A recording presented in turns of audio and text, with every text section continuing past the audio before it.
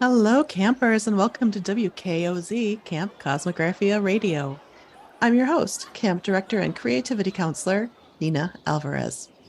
It's the first official week of camp, and we kicked it off with a campfire talk Saturday night.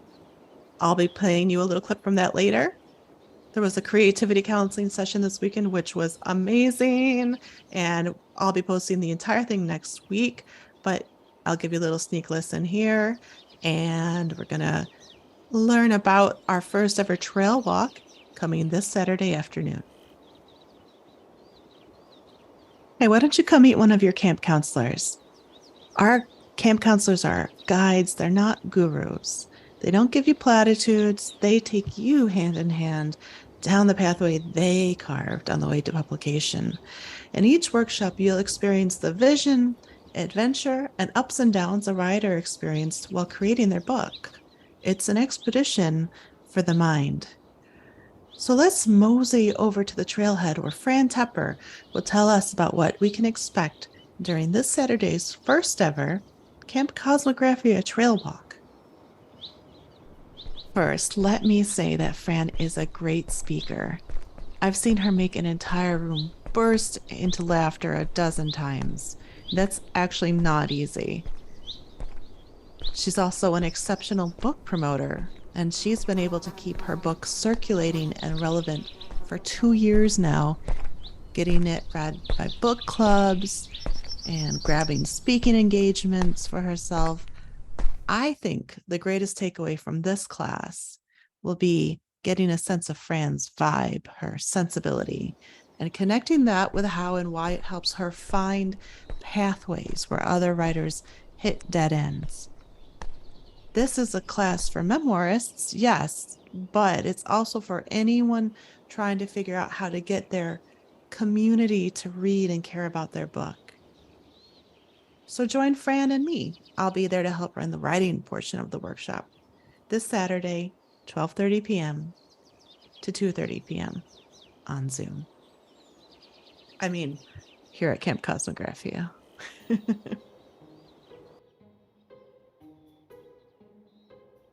Hi, welcome to Walkin' in Memoirs. I'm Fran Tepper, your trail guide, and also the author of Fair Lady, my memoir about the fun and unusual career of being a fair manager. During camp, I'm going to show you the path that I carved through the sort of scary My Story woods. Our walk will begin at Memoir Meadow. As we leave the meadow, you'll notice a fork in the path marked serious and humorous. I took the humorous path on the right, and that led me directly to My Story woods. That's where I really had to start carving out my own trail. I left markers along the way so that we could see and discuss major decision points. I finally came out at completed book overlook, and although it was a really great view, it appeared to be a dead end. Not so. I'll show you the hidden path as we continue on to Promotion Point. Finally, we'll head back to camp, where we'll meet up with Camp Director Nina Alvarez. In the Craft Lodge, we'll help you to map your own memoir. Happy trails!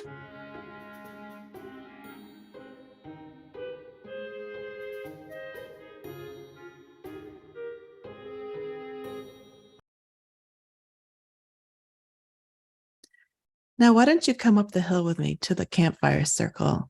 This is a very special place at Camp Cosmographia. Sit down, get comfortable. This is where I'll be giving my campfire talks every Saturday night this month. This is a little bit about one of the talks called the Bluff Point Ruins. I'll be giving this campfire talk again this Saturday, 8 p.m., July 15th.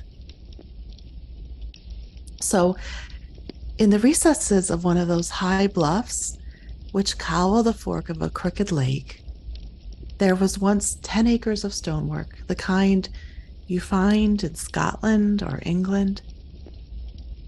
The early settlers didn't make much of it. Stone structures in the middle of a field would be startling enough to lure someone like me, Tom and his fancies, but these people were salt of the earth and they had to survive. So, bit by bit, they took down those fine stones, and they used them to build their farmhouses, floors. What can you do? In the late 1800s, a geologist and his son made a survey of the area, of what was left anyway.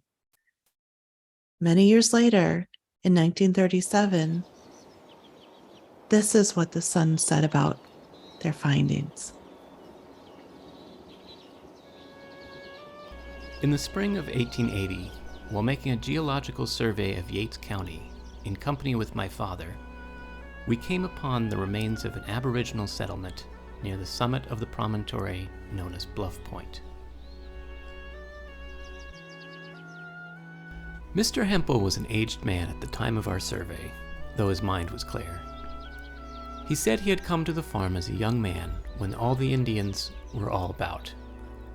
In answer to a question put to one of the old sachems as to the origin and use of the ancient ruin, he had been informed that it was there when their earliest tribesmen had first come to this region. No tradition as to its origin had been handed down from the earliest generations of their tribe, and we must credit the Indians with keeping alive their historical matters of interest in this way with great fidelity. In one room we found a pile of boulders, and upon removing them, we came to the bedrock of Portage sandstone. There we found a quantity of charred maize, remnants of an old food supply. We took some of the maize home with us, but it soon crumbled. However, a few kernels were preserved in a sealed glass vial, but are now lost. We surveyed the ruin, and here are showing a ground plan of the walls and special groups. At that time, an earnest plea was made to the state authorities for the preservation of this unique remnant of a great Aboriginal structure.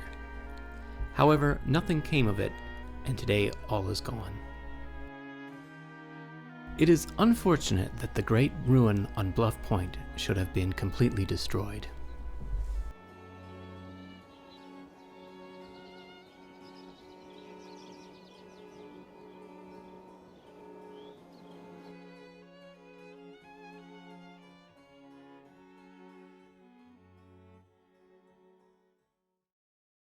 The mystery of the Bluff Point ruins is a truly fascinating topic, and I do hope you'll join me here at Camp Cosmographia this coming Saturday. It's free. Okay, you know that time of day at camp where you sit down with a good friend on a log and you have a great conversation and it's just the two of you, and you grow and you deepen and you create a really great lasting memory? Well, this is one of those. This is a creativity counseling session that I recorded from this last weekend with Brianna Hayes, who's got a fiery idea burning in her brain, and she needed to talk about it and get some coaching. This is what I do. This is what I love to do. And as a creativity counselor, love to share it with you. Take a listen. You've been getting sort of downloads and visions for a show. So this is way beyond writing. This is theater. This is music and writing. Yes. Yeah. Dance. There's dance as well. It's very visual, auditory, like multi-sensory, a full-on experience, like an immersive show experience that I've been that's been rolling around in my head, the theme anyway, for quite some time. But this year in particular, I've been receiving a lot of ideas all at once. And I had a pretty significant experience of downloads, if you will, a couple of weeks ago, where I was listening to music and all of a sudden I had one of these flashes of vision. I saw me sitting at a piano and I was working on something, or this character of myself was working on a song, and just stuck on the same line, the same bit of music, playing it over and over again, which is very true to me a lot of times. And then the light went dark on me, and then the lights turned on to reveal this entire chorus, this entire cast of people that began singing and dancing a full completed version of the song that my character was just struggling to write and get down and get through when she was by herself at the piano. And I was just so struck with this, the vision itself, and how it felt to me to see myself in that way. And also I was so blown away by how visceral it is to have such an experience where I'm immersed in this song and having my emotional response to it, and then just basically feel like my entire mind is transported somewhere else and just lands in the middle of this scene. It's that in itself is fascinating to me. Like, how does that happen? And what is that?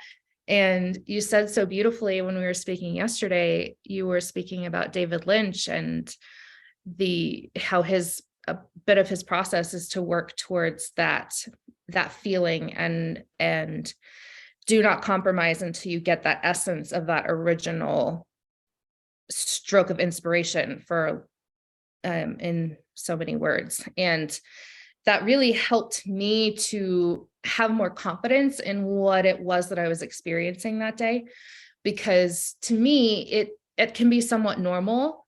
And then up to this point, what is also normal is to set these experiences aside and not really think about them again.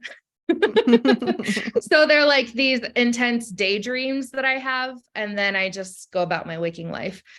And what was beautiful about this experience a couple of weeks ago is I really pushed myself to start writing it down, because the more I thought about this particular moment of me at the piano by myself, and then having this cast of characters really bring that piece that I was working on to life, and the contrast of the artist sitting by herself struggling with something, contrasting that with it being completed and there being people there to bring it to life. I sort of discovered that was a depiction of my imagination. And when I realized that, more ideas just started pouring through me. I want to see if I can bring that to life. And you've been so encouraging with that. And you recommended that, what can I do? What little things can I do to get the ball rolling, to build some momentum, not start with the hardest scene possible? But you'd asked me, can you record yourself at a piano? That initial scene that I had envisioned. And I'm like, yes, of course. So this morning, Nina, I sat down at my keyboard and I recorded me playing a little bit of music and singing and working through it. And are you serious? Seriously. Oh, yeah. Can we include that in this podcast? Is it too soon? Sure. I mean, why not? My God, Bria. I'm so thrilled. So what I was saying is that, and I'm just reiterating this for people listening, is that when you catch an idea and it's so complete and so huge and true and beautiful, but you're like, I don't know how I'm going to get all this from my mind into reality, right? Because it can be everything from writing a novel to putting on a production. We're talking about 1,000-mile journey, by foot. And so it's easy to get overwhelmed and just sort of say, I don't even know where to begin. So I'm just going to put this away and continue on.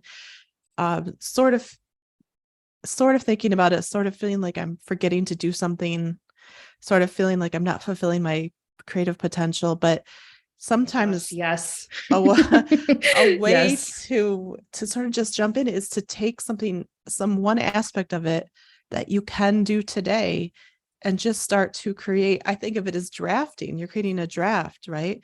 So in this show, there's a scene of this girl at a piano, and you have it in your head, you have a piano and you have a way to video yourself, so you can actually create a sort of a micro moment, that a draft of one moment of this, and then that creates a sort of energy signature more like it. So tell me about this, what that was like this morning, and what the song was about, or kind of how, what that was like. Okay, cool. So I was not having a very good morning. Aww. And I was I was getting ready and just thinking about, man, like I kind of had an energy drop, and this is just I felt like I was having kind of a depressive day after such a beautiful, energetic, productive day yesterday. I feel like the complete opposite of that. I felt that this morning, and I was just leaning into it. When I decided to lean into it, I started humming a piece that I originally thought of, oh gosh, I think it was 2018 even. And I'm like, oh, that's really interesting that would come to me now. And the line is, just to climb onto your knees, that can take everything. And I'm like, well, I mean, that's exactly how I'm feeling right now. So it's just funny that that's what I would pull forth from my memory of the songs or bits of songs that I have created. And so I just started singing it, and that helped me to feel just a little bit better. Oh my God, I love that. Just to climb onto your knees, it can take everything. Like just to get like from the floor, you mean, into a position of like just as far up as your knees. Yeah. Yeah. That's so perfect for the theme of the story too, as that we'll get to. And then also for that whole way you were feeling. I have to tell you, yes, I had a high energy day yesterday. And then today I woke up and I, for some reason, didn't sleep well. And I woke up feeling a bit tired and depressed. And I was like, this is very interesting, because I'm really looking forward to doing this talk with Bree today. And I feel like as soon as I make a decision about some creative journey, some creative direction, like doing this podcast, then then all of a sudden there's like these, it's like I'll have a low energy day. Some obstacle will want to show up. But then I was like, this is exactly, then you have to just keep doing it, because you don't have to show up perfect. And I feel like that was so great that you showed up anyway as you were. Yeah. Not really for anything other than it was all, I had nowhere to go but up. That's how it felt in that moment. And so catching that line and singing it and feeling just a little bit better. It drew me. It drew me down to my keyboard. My parents actually have the piano, but I have a keyboard that I've had since I was 10 years old. And I think that's just so beautiful. It has been on this entire journey with me. So just moving from that depressive state to, and same, knowing that I had this incredible talk to look forward to later, and wondering like, why am I feeling like this? And then allowing the vocalizing to help me feel just a little bit better. That was enough to shift me and to feel, I literally felt pulled downstairs, like go to the keyboard and play. And I'm like, okay, well, here we go. Like, I can do exactly what you had recommended. You gave me this idea, shared this tool to start somewhere that feels doable, that excites you, and do it. Can you record the scene at the piano? And I was like, yes, absolutely.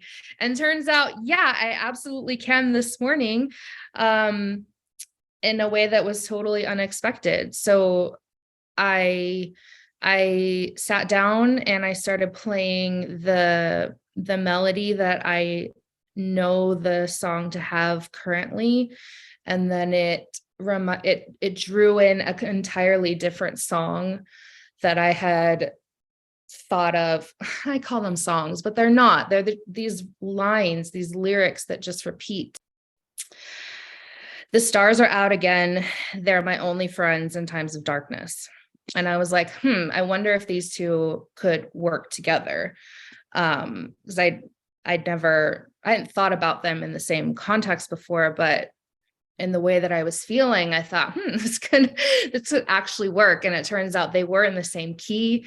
So I'm like, all right, I got an angle with my phone that was decent enough. And I just turned it on and worked on it for about 15 minutes. And then until that sort of felt complete. And then I started watching it again. Like I just watched the playback and noticed the points in time where I was really excited and like singing with it, singing harmonies to it, just playing around and then getting new ideas, and then noticing as I imagined, like, ooh, this would be a really cool place to have 3 or 4 female voices harmonizing with underneath this lyric, or just developing it in a way that was just so fun to explore. And then turn around and go, man, like 30 minutes ago, I was like at my wit's end, and here we are playing around with these lines that just so completely depicted how I was feeling. But now I don't feel that way anymore. I feel so in touch with the essence of myself when that process is happening. That is honey. That is honey to my soul.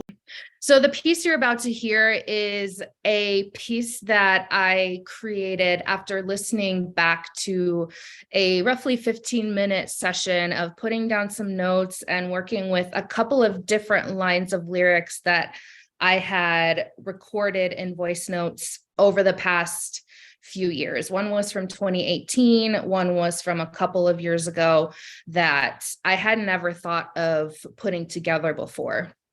And so I was working on the piano, trying these different lines together for about 15 minutes. And then when I listened back, I was getting really invested, really involved. And then I recorded this piece. It can take everything. It can take everything. Darkness,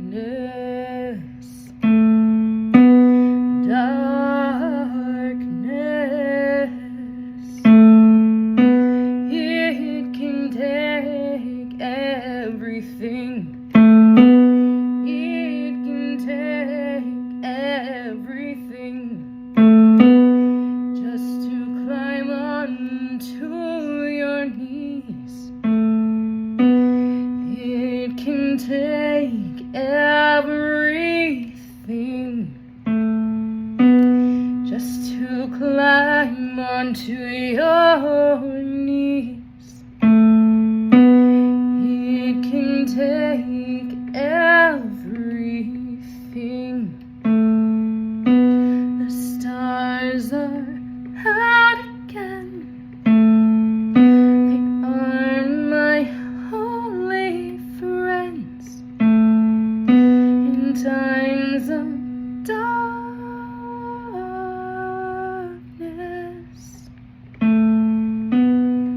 Just to climb onto your knees.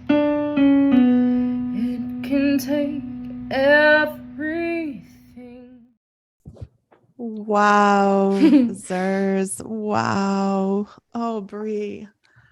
I could feel the authenticity and the soul of that idea coming through. And I could feel chills from just the just knowing that feeling that you're singing about. And I also I'm just so in love with hearing the the drafting process, the vulnerability that you're offering by letting people see like something that's in process.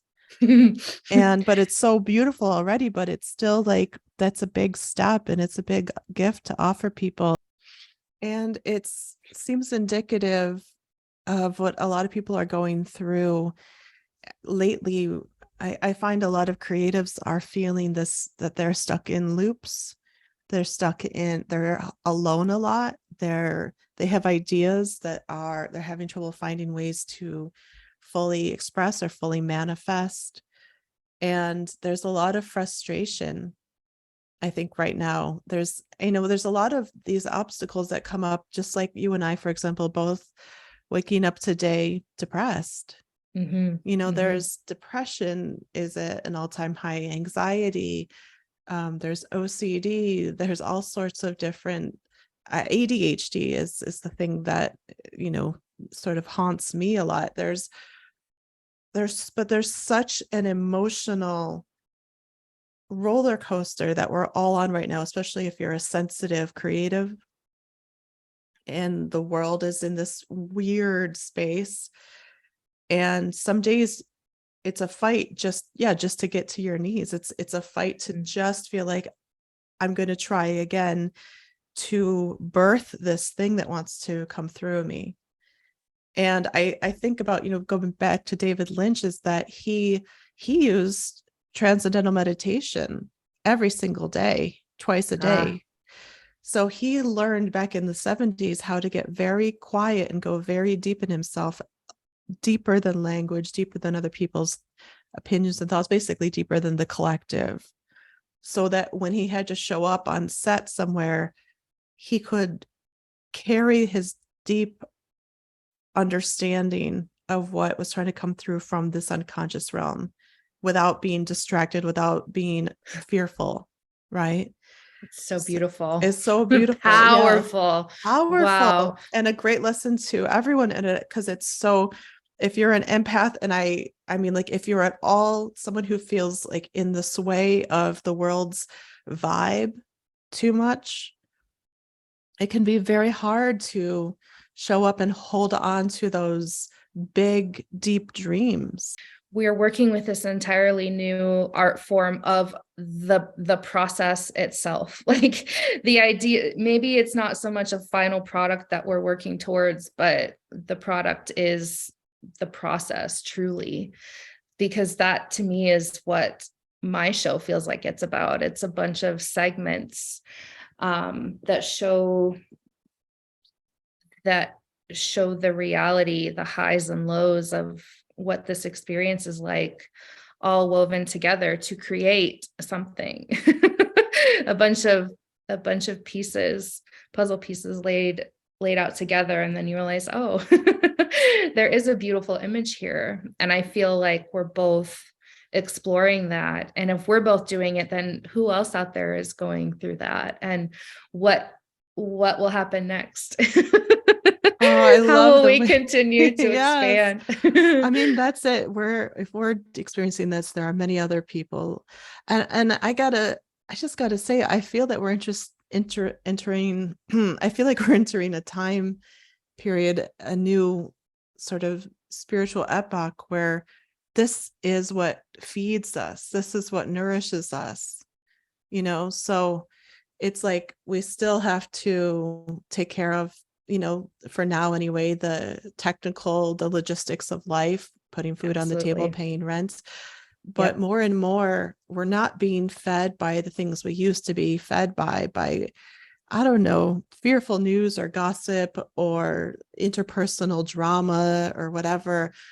Our souls are longing for the nourishment that comes from this, whatever this process is. And when the muse befriends us, that itself is the goal. That is the end in itself.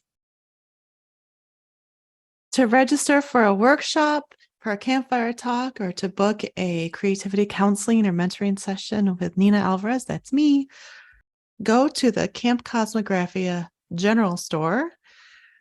It's at the website, and there should be a link floating around somewhere on your screen. Okay.